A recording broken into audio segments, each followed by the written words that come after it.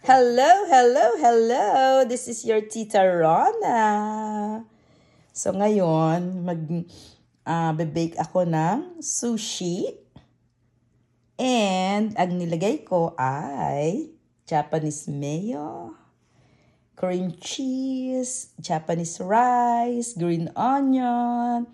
Nilagyan ko ng, wala akong Japanese soy sauce, kaya Filipino soy sauce. Nilagyan ko lang ng honey. And then, ano pa? Nilagyan ko siya ng budbod. Ito, furikake. Yan, ang hirap i-pronounce. Budbod yan. Yan yung budbod ng baked sushi. So, nagpapainit na po ako. Nagpipreheat na ako ng oven. And then, ibe-bake namin ni Gracia. And then, kakain na po kami dinner after.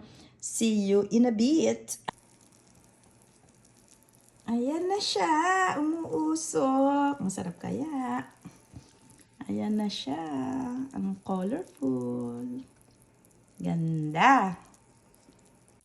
Ayan na, gagayatin na ni Gracia. Sana masarap. Ano kaya, tama kaya 10 minutes lang? Masyado malambot. Parang nilatuna yung ano? Cream cheese. Cream cheese. Tunaw naman ng konti. Parang kukunin to. Ayun yung merong... Teka, kukunin ko isa. Hindi, meron ako itong pang-alis. Hindi, okay na to kasi dapat na ano para... Ayan. Ay. Ito ata ang pwedeng pangkuha. Yamang walang tripod. Ang init na paso ako. Ang sarap. Ganyan.